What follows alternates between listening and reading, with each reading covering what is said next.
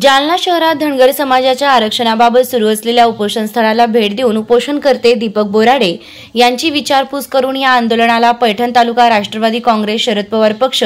यांचा पूर्ण पाठिंबा राहील अशा प्रकारचं पत्र काल जालना येथे पैठणचे माजी आमदार संजय भाऊ वागचौरे व पैठण तालुका राष्ट्रवादी काँग्रेसचे तालुका अध्यक्ष डॉक्टर गुलदाद पठाण यांनी दिलाय।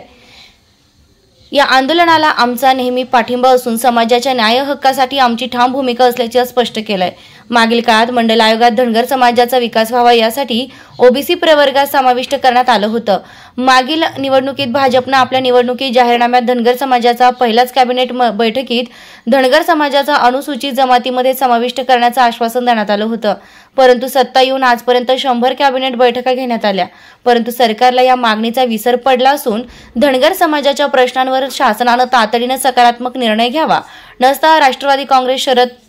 पवार पक्ष पूर्ण ताकदीनं या आंदोलनात सहभागी होणार असल्याचं पत्र आज जालना येथे पक्षाच्या वतीने दीपक भाऊ बोराडे यांना देण्यात आलंय। या प्रसंगी पैठणचे माजी आमदार संजय भाऊ वागचौरे, पैठण तालुका राष्ट्रवादी काँग्रेसचे तालुका अध्यक्ष डॉक्टर गुलदाद पठाण, मौलाना रईस मिल्ली, मौलाना सुभान, जिजाभाऊ